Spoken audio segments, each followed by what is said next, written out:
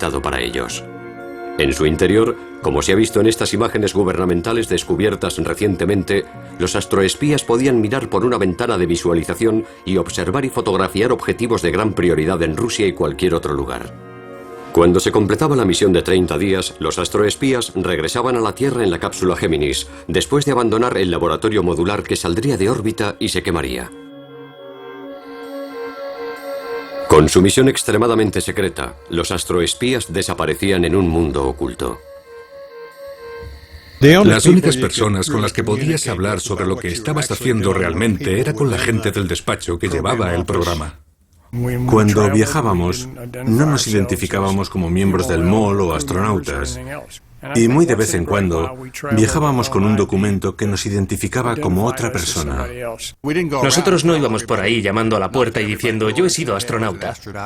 Entre la gente del programa circulaba una broma, y era que algún día aparecería un pequeño artículo en la página 50 del periódico que hablaría de una nave espacial no identificada lanzada por una plataforma no identificada con unos astronautas no identificados en una misión no identificada. Así era. Pero a pesar de las versiones cuidadosamente elaboradas y todas las medidas de seguridad, al otro lado del mundo, los rusos estaban observando y escuchando atentamente. Y no se creían ni una palabra. Recibíamos algo de información sobre el programa MOL por vías conocidas y secretas. Teníamos nuestras fuentes. Los rusos eran listos. Observaban el MOL y veían, por una parte, un despliegue normal, pero también veían más allá y sabían que había algo mucho más serio que unos simples experimentos militares. Una red de bases de misiles nucleares norteamericanas estaba rodeando el territorio ruso y necesitábamos información sobre la ubicación de esas bases. Era absolutamente necesario un reconocimiento desde el espacio. Nos enfrentábamos al problema de cómo identificar y localizar posibles objetivos. Así nació el proyecto Almaz. En ruso, Almaz significa diamante en bruto. Y era el nombre en clave de la nave espacial soviética, un alias que no se podía pronunciar. Almaz era un secreto de Estado, una nave espacial con la que los soviéticos esperaban poder eclipsar al MOL norteamericano. No se trataba de un satélite o una nave espacial. Era todo un complejo, un sistema de instalaciones formado por diversos elementos. En total pesaba unas 20 toneladas. Hablamos de dos naves enormes de 20 toneladas en el espacio, amarradas la una a la otra, astronautas fotografiando la Tierra, quizás incluso simulando algún tipo de batalla. Y no solo se trataba de que fueran más grandes, sino de que fueran mejores. A diferencia del MOL, Almaz estaba diseñada para permanecer en órbita durante años. De una manera regular, otras naves de abastecimiento transportarían hacia allí y de vuelta a astronautas y equipamiento. La Unión Soviética en aquella época iba a la delantera en muchos aspectos. Habíamos lanzado el primer satélite, teníamos los primeros astronautas, así que pensábamos que íbamos por delante de todos los demás. Almaz y MOL eran en cierta manera como competidores en una carrera espacial secreta, sin desfiles.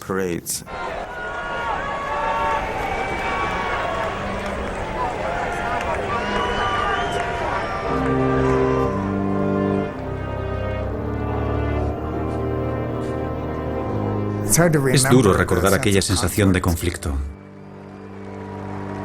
Los rusos eran el enemigo, realmente lo eran. Se convirtió en una necesidad de vencer a los rusos en el espacio.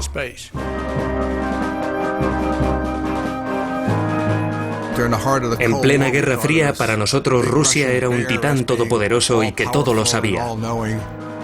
Siempre me preocupaba que nos llevaran algo de ventaja. La línea cronológica de los dos programas iba muy a la par.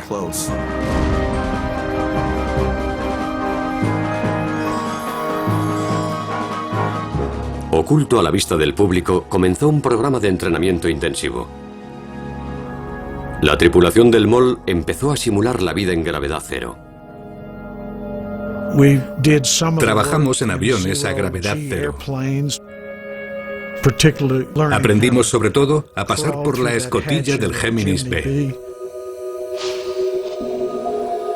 Una de las tareas que los astroespías simularon repetidamente era una de las más básicas: pasar por la escotilla y el estrecho túnel que conectaba la cápsula Géminis con el laboratorio modular. Se podía volver a la Géminis por aquel túnel tan extraño. A medida que avanzaba el programa íbamos mejorando en nuestras tareas. En un inquietante mundo paralelo, los astronautas rusos practicaban exactamente las mismas maniobras en sus aviones. Aunque no había intercambio de información entre norteamericanos y soviéticos, nuestros pensamientos iban en la misma dirección.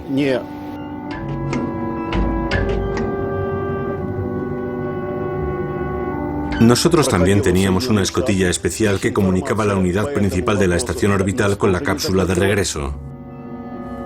Para simular la vida a bordo de la Almaz, los ingenieros rusos construyeron unos tanques subacuáticos con un modelo a escala real de la nave. En ellos tenían más tiempo para estudiar maniobras complicadas como cargar cápsulas de película en la estación.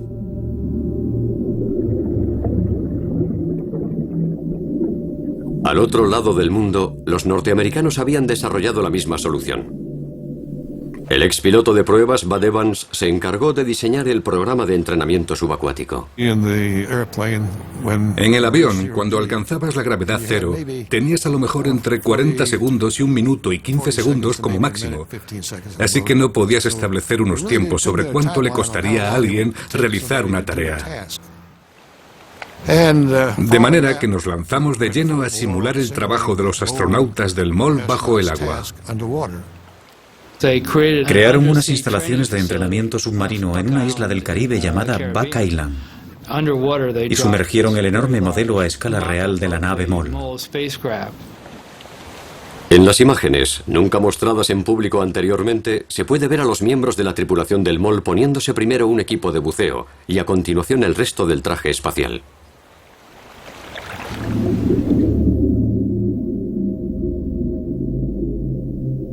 Era muy parecido a lo que pasaría en el espacio. Se reduce algo la gravedad y no te puedes mover muy bien. Con un modelo a escala real más completo, la tripulación del MOL practicaba tareas más relevantes para la misión, como simular el transporte de películas expuestas por el estrecho túnel a la cápsula Géminis. Necesitábamos saber cuánto tardaríamos en realizar esas tareas y así establecer unos tiempos. Mientras los astronautas se entrenaban para realizar reconocimientos, los estrategas militares veían las estaciones orbitales de espionaje como un simple primer paso.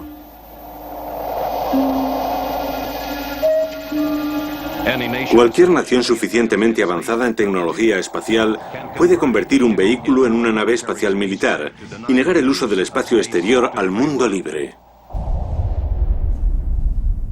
En 1963, una película informativa de las Fuerzas Aéreas titulada Seguridad Nacional y Espacial describía el espacio como un campo de batalla y mostraba hasta qué punto las autoridades militares se planteaban ese campo de batalla. Los 60 fueron años de ideas a gran escala por ambas partes. Los rusos tenían planes de mucha envergadura y nosotros hablábamos de múltiples estaciones de batalla en la órbita terrestre, estaciones de reconocimiento tripuladas por decenas de astronautas.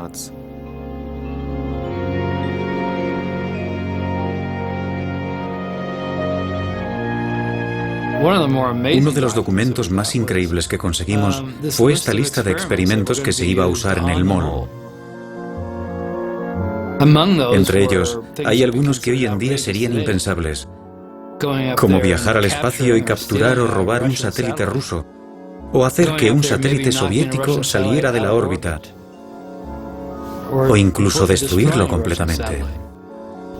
Por supuesto, nos dimos cuenta de que los estadounidenses estaban intentando desarrollar satélites interceptores y satélites destructivos, así que decidimos desarrollar un cañón especial que se colocaba en la estación orbital. Solo queríamos comprobar cómo funcionaba en el espacio exterior. Si alguien quería inspeccionar o incluso atacar la Almaz, podríamos destruirlo. Pero primero, los ingenieros y diseñadores de ambos bandos tenían que enfrentarse a algunas leyes fundamentales de la física para que los astroespías pudieran observar el territorio enemigo a más de 150 kilómetros en el espacio. La mayoría de la gente no ha volado en órbita y no sabe lo que es, cuando viajas a 30.000 kilómetros por hora, intentar mirar al suelo a medida que se aleja.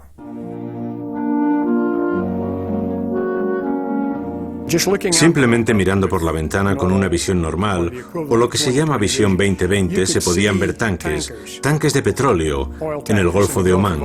Se veían así de grandes. No se podía distinguir nada más sin aumento. El sistema de aumento desarrollado por el MOL era como una obra de arte de la ingeniería óptica. El sistema de la cámara y la óptica, un conjunto de espejos de alta tecnología escondidos en la estación, estaban tan avanzados para la época que todavía hoy se utiliza una configuración idéntica. Imagina un Hubble, un enorme telescopio espacial del tamaño de un autobús orientado a las estrellas. Si lo girabas y enfocabas a la Tierra, sería como el satélite KH-11. Tenía una resolución muy alta. Para los analistas de fotos, todo se basa en la resolución. Cuanto más alta es la resolución, más pequeños son los objetos que se pueden ver en el suelo. Sorprendentemente, la cámara del MOL estaba diseñada para distinguir objetos de hasta 7,5 centímetros. La alta resolución de la cámara era suficiente para proporcionar a nuestro personal los datos técnicos sobre cuál era la amenaza y su potencial. El objetivo del que hace reconocimientos ha sido siempre conseguir la máxima resolución. Pero cuanto más de cerca ves la imagen, menos espacio abarcas. Se necesita mirar el panorama completo y luego decidir si hay algo interesante en algún sitio que hace falta mirar bien. En el interior de un simulador de MOL para entrenamientos, con las palancas de control se podía acercar o alejar la imagen y desplazarla de lado a lado. Con un visor gran angular se podían detectar objetivos situados en el borde de la imagen. Mirábamos por unos oculares ópticos y podíamos dirigir la línea de mira. Te daban fotografías de prueba para que miraras algo y evaluar así tu habilidad para detectar puntos de interés rápidamente y con exactitud. El mecanismo de la cámara era todo un reto para la ingeniería. Se requería una gran precisión cuando el objetivo estaba en movimiento y la estación orbitando sobre los polos. Intentaban fotografiar objetos de la Tierra, mientras ésta giraba sobre su eje a más de 1.500 kilómetros por hora. Y ellos mismos también estaban girando alrededor de la Tierra a 28.000 kilómetros por hora. Crear un mecanismo para una cámara que pudiera captar imágenes con mucha precisión, sabiendo que todo se movería y de una manera diferente, era una labor científica extremadamente complicada. En ambos países, los ingenieros se esforzaban por crear mecanismos rudimentarios de rastreo del movimiento. Teníamos otros dispositivos para el reconocimiento, pero necesitábamos crear un sistema de control que pudiera fijar la cámara en los objetivos para evitar que salieran borrosos. En la Almaz disponían de un instrumento concreto que básicamente congelaba la imagen. Lo que hacía era que la cámara se moviera y compensara la distancia angular con un punto determinado. Así que mientras la Almaz volaba, la cámara se desplazaba lentamente para no perder de vista un territorio determinado. El sistema de rastreo y detección estaba informatizado, pero la informática se encontraba todavía en sus inicios. Para los niveles tecnológicos de hoy en día, aquello era muy rudimentario. Eran unos IBM 4PI. Yo creo que no podían almacenar ni 50.000 palabras. Podías ir a IBM, yo de hecho fui y lo vi, y allí había unas mujeres sentadas conectando unos cables a unos pequeños núcleos magnéticos para formar la memoria de aquello. Probablemente los móviles de ahora tienen un sistema más complejo que aquellos ordenadores. Pero los ordenadores orbitales y los sistemas de rastreo no eran lo que hacían al MOL tan extraordinario. La diferencia entre el MOL y un sistema no tripulado es que en el primero había gente dentro, gente a los mandos de la nave, tomando decisiones, ajustando parámetros, etc. Es diferente. Tienes que plantearte que estás invirtiendo una enorme cantidad de recursos para mantener una tripulación en el espacio. Lo que ellos pueden proporcionar es un análisis a tiempo real de los objetivos.